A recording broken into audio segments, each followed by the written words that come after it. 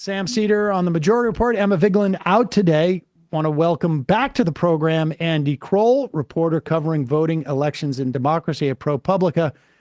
And welcome Molly Redden, also from ProPublica, covering national politics. Welcome to you both. Molly, let's start with you. You guys have written up this guy, Russell Vought, and we'll play the video. In fact, let's play this. Let's start before we get into this. This guy was a former Trump administration director of the Office of Management and Budget. This is like the, I don't know. It's like the little man, in the brain who's pulling all the levers in the cartoon for the way that our government functions. Here he is caught by some undercover reporters. This is the guy, people will remember this because he was the one who was talking about how he's not worried about Donald Trump distancing himself from Project 2025. Support of what we do, and know that we have all manner of things that we do that's, even unrelated to Project 2025. So I see what he's doing is just very, very conscious distancing himself from a brand. And you're not going to publish those? No. They go straight to... Yeah. That's Russell Vought. We've got another video that you guys have posted, but Molly, let's just start with you. Just for a moment, contextualize for us. This is the guy who is the head of the Office of Management and Budget. Give us a little bit more about his resume and how close he is to Donald Trump, or at least to the apparatus that wants to go ahead with the plans, as Steve Bannon said almost 8 years ago now, to destroy the administrative state. So when Vought was involved with the Office of Management and Budget in the last Trump administration, what he really sought to do was take this office, which basically directs where money goes in the federal government, and try to make it much more an agent of Trump's personal agenda and sort of ignore any congressional instruction or just normal operations of government, how money is supposed to move, and really turn the federal budget into an engine for MAGA policy. They kind of figured out how to do it by the end of the Trump administration. And I think why he and his cohort are really eager for a second Trump administration is they think they can move much more quickly, deliberately, efficiently, politically, ideologically in a second Trump administration. He runs a think tank called the Center for Renewing America, and they are part of this sort of broader coalition led by the Heritage Foundation that is organizing Project 2025, which I assume your listeners are pretty familiar with. Well, Andy, let's I want to get to Project 2025 so that you can lay it out so that people can understand it, maybe just in bullet points. But this dynamic of the first time that Trump went in there, he brought in a lot of people. I remember the story of Jared Kushner walking through, being given a tour, when they first won, and he's looking around and going like, are there any of these people who leave? As he's looking at and the guy giving him a tour says, they all leave. And they had no idea what they were walking into. And they had to rely on longtime sort of like normies on some level to integrate. By the end of the Trump years, Trump was starting to figure out like, oh, I need these guys who are complete loyalists to me. And the plans were starting to be generated. Talk about, before we get to Project 2025, talk about the whole Schedule F thing that we heard a lot about in the waning days of the Trump administration. It's like they figured something out during that time and just didn't have the time to implement it. Yeah. And Sam, you make a good point too about the Trump administration officials the first time around. Real briefly, on a spectrum of like Rex Tillerson to Steve Bannon of these Trump 1.0 officials, Russ Vought is very, very, very, very close to Steve Bannon. And these are the kind of people who, if Trump wins this year's election, will fill out the second Trump administration. The Tillersons, the John Kellys, all of those people they're long gone. They've endorsed Kamala Harris. They've stayed on the sidelines, whatever. Russ Vought is with the other camp that are itching to get back in for the reasons that Molly just explained. Schedule F was something that Russ Vought was instrumental in. It kind of got lost at the end of the first Trump administration in 2020 around the election and the Stop the Steal. But Trump signs an executive order that would reclassify tens of thousands of federal employees, take away their job protections, make them easier to fire. Now, these are not political appointees. We're talking about nonpartisan career government workers, scientists, subject matter experts, lawyers, people who do the work of the government, the taxpayer work without partisan agendas or affiliations, make it easier to fire them and to potentially replace them with political loyalists. And now Russ Vought is a huge proponent of reviving Schedule F if Trump wins, firing as many of those people as possible. And we get into this in our story, we can talk about this, but really traumatizing government workers is what Russ Vought calls for explicitly, and then replacing them with political loyalists. And that, of course, would be a massive, massive sea change in government, a return to the spoils system, raise all kinds of questions and problems about how the U.S. government actually serves the American citizens. You mentioned that plan to traumatize bureaucrats. We have a video that I found from a thread that you did, Andy. And we should say, there are examples of how they just literally make life harder for, and these things are filled out, like you say, non-political appointees. They're just people who, I'm interested in science, environmental science. I'll go work for the EPA. I'm interested in land management. I think it was the Bureau of Land Management that they basically blew apart and had everybody move out of Washington, D.C. They closed the offices in D.C. and said, you got to move out into other areas. You've got people who've been working in D.C. going over this stuff for years. My understanding is that the vast majority of the senior members of that agency quit, took early retirement, did a different job, and there's no sort of like institutional memory, and that's the way that you ruin an institution. Let's play this clip of Russell Vought talking about traumatizing bureaucrats. We want the bureaucrats to be traumatically affected. We want, when they wake up in the morning, we want them to not want to go to work because they are increasingly viewed as the villains. We want their funding to be shut down. Now pause it for a second. I just want to say, you hear somebody laugh because somebody there thinks like, oh, this is funny. He doesn't crack a smile. He doesn't crack a smile. This guy, he's not joking. He understands that personnel is policy. And if he can dismantle the sort of like the apparatus by attacking the people who make up the apparatus, that's his job. Go ahead. Them to not want to go to work because they are increasingly viewed as the villains.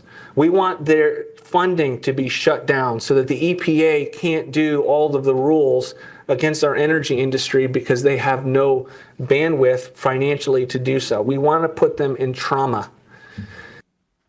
I mean, Molly, give us a sense, and both of you can chime in on this, but, he said in the earlier video, Project 2025 is just one thing that we're doing. And the other is obviously these other sort of like commensurate plans, the Schedule F, the others. But walk us through like some of the highlights, lowlights of Project 2025. I mean, it's a huge document. It's very comprehensive. But just walk us through this because it's both an agenda and a plan to execute sort of rolled up in one. Yeah, it's both a policy agenda, a series of policy goals, and then how to actually execute it. Part of what Andy talked about earlier, getting rid of anybody who would stand in the way, like they did last time, of doing things that the federal government, typically doesn't do or just are extremely unpopular. And I think a really key part that a lot of people will be familiar with is Project 2025 lays out a pretty detailed agenda for restricting abortion rights, restricting people's access to abortion medication, making it impossible for women to travel for abortions. And I think, part of why Trump, when we should say the Trump campaign has said that he doesn't know anything about Project 2025, there's really extensive reporting that people involved with writing it are also very involved with this campaign. There's reporting on Trump spending a lot of time with the key architects of Project 2025. But abortion restrictions are one really unpopular element. Really scrubbing any attempts to address climate change, even any references to climate change within government material. That's part of what he's talking about here, is not just getting rid of government attempts to address climate change, but making the very people whose job it is to address climate change just not want to show up for work in the morning. And I think that's a good example of sort of this multi-pronged effort. It's both policy and then how to make it possible to execute this really hard right agenda. Andy, what am I missing? There's so much in there.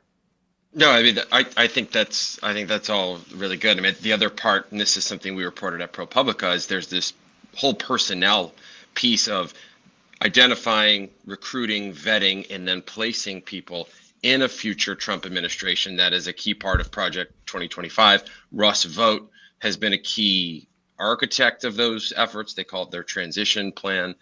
And you just look at the things that we've reported about that personnel piece of this.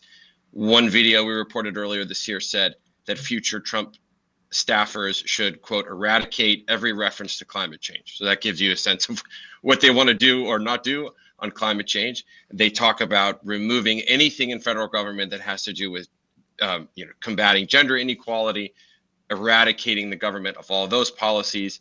And I think, honestly, there's some content in those videos where the people who are going to lead a next Trump administration say, like, don't come work for us if you're not ready to do dramatic things. If you're not ready to be socially ostracized, if you're not ready to be, lose contact with family members, with friends, whatever, like, don't bother coming to work for us. And all of this rolls together to just give you a picture of there are not moderate style conservatives and Republicans that are lining up to work for Trump 2.0 if he wins. We're talking about people like Russ Vought. We're talking about people like potentially Steve Bannon again coming back and having some kind of role. We're talking about a much, much more hard right agenda and set of people going on the inside that would try to put that agenda into motion. You're saying this aspect of Vought saying, don't come work for us unless you are prepared to be ostracized. Like, you're going to be hated. If you're one of those people and who was, like a Rex Tillerson, who's going to tap on the brakes because you're afraid of what's going to happen at the country club, don't come here because we want only radicalists. It is just yesterday, Steve Bannon, Bradley, on this video, Steve Bannon came out and said something very similar, although a little bit more dramatic, where Steve Bannon is basically saying, if you're part of this movement, you got to be prepared to give it all. Just watch this. And our coalition is now going to include a wide swath of African-American men and Hispanic men. This is the game changer. I'll give you a lot of details about that, of things I learned in prison. Let me say something. If you're not prepared to be sent to a federal prison as a political prisoner, then you're not worthy to be in this movement and to step forward and try to save your country. You have to understand, they want to put you in prison, and they will put you in prison. If you can't accept that, then you don't know what they represent. All right, well, there it is. We're talking about, so they're gearing up. If you're going to be part of this, be prepared to be ostracized. One more thing I wanted to touch on with Vought is that this guy wasn't just formally in the Office of Management and Budget. He was the director of the Republican National Committee's official platform committee. This is ahead of the nominating convention.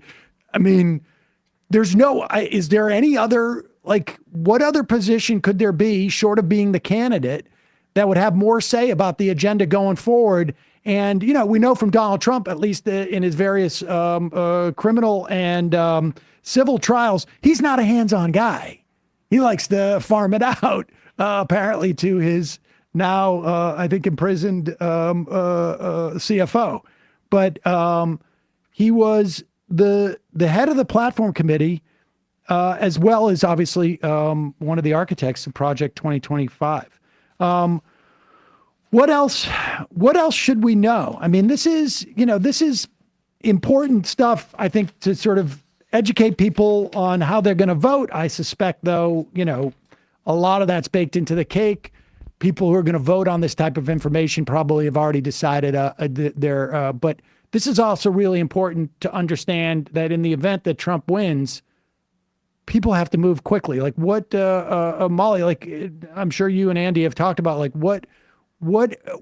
what's going on to sort of push back against this agenda if they're in a position to actually implement it? Yeah, I mean, I think it's going to be a matter of how quickly can they move. Trump is a little bit mercurial. It's a lot's going to come down to do these people remain in his favor? But if they do, I think their plan is to move very, very quickly. These are the plans people. Trump goes on the campaign trail and talks about wanting to use the military to put down protests, and that he's okay with that. This is the group of people who are assembling the lawyers who are going to work for the federal government, rationalizing why that's not against the law, why that's okay.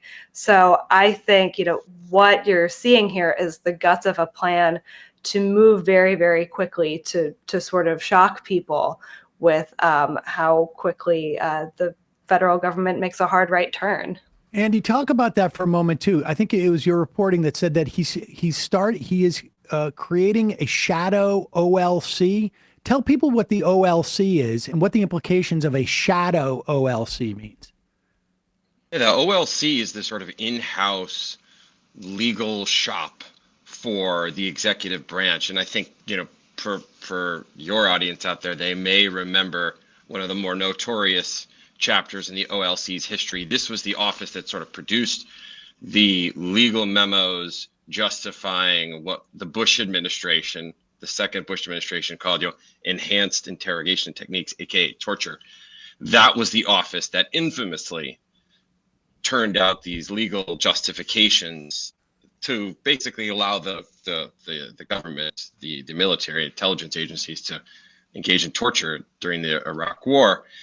But what Russ Vought is talking about when he says a shadow OLC, and he also talks about a shadow OMB, Office of Management and Budget, which we talked about earlier, is having not only the executive orders in place, not only the regulations in place meaning drafted, which Vought says that he and his people have done, but also having these draft legal justifications for something like using the Insurrection Act to deploy the military to a major American city in response to massive protests along the lines of what we saw in 2020. So that is another step further, is he's got these legal justifications, according to Vought, already teed up in his shadow OLC. And look, if you're a voter out there who's still making up their mind, I hope you'll watch this because it's and read our story, because it's a clear sort of vision into what Trump 2.0 would be, but also for lawyers who care about these things, for government workers who care about these things. You're seeing the plan laid out, and you're seeing what a key Trump ally and likely, Trump senior official wants to do, because he's saying it very clearly. And so hopefully people can take this information and it arms them and it informs them in some way going forward. I just want to reiterate, during the first Trump administration, there was a 5-4 conservative Supreme Court. It wasn't until literally weeks before the election that we had a 6-3 court. That court shut down a lot of stuff that the Trump administration tried to do, in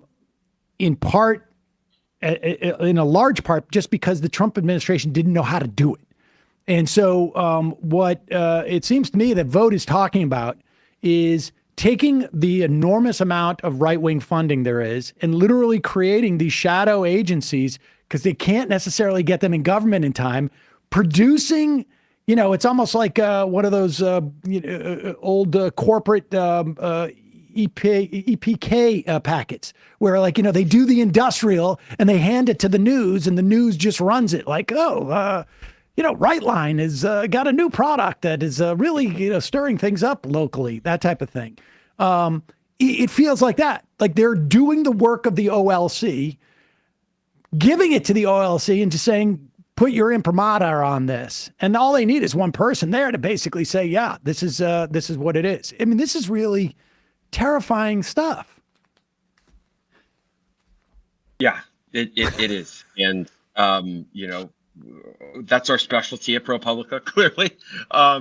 But, we would rather people know this than not know this. And, forewarned is forearmed, or whatever the saying is. And again, I think whatever whatever job you're in, cause you care about, wherever you live, a second Trump administration, if it comes to that, is not going to be the chaos disaster that the first one was, where they were throwing out sloppy orders and courts were overturning them, and it was chaos from one day to the next, 1 hour to the next.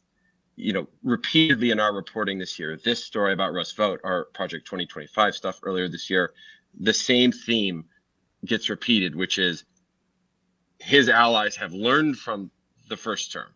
They have learned from their mistakes, seen where their policies got gummed up, overturned, delayed, whatever, and are planning now with those lessons in mind. And so, yes, as Molly said, things will move faster, a lot faster than they did before. And whatever side of this you're on, you should know that if Trump wins, things are going to, likely move quite a bit faster than they did before. Molly Redden, Andy Kroll, both reporters at ProPublica. We will put a link to your piece at majority.fm. We'll also link to both of your Twitter accounts because I know you guys are putting up threads talking about this stuff. Very important stuff to know, regardless of whether it's a question of voting or your friends or family voting or just, frankly, on day one, it's a totally different ballgame than the first Trump administration. I think this really makes it clear. Really appreciate your time today. Thank you. Thanks. Hey, folks, don't forget to hit the subscribe button and check out our daily show. We do it every day at 12 p.m. Eastern for about 2.5 hours. We even take phone calls. You should check that out.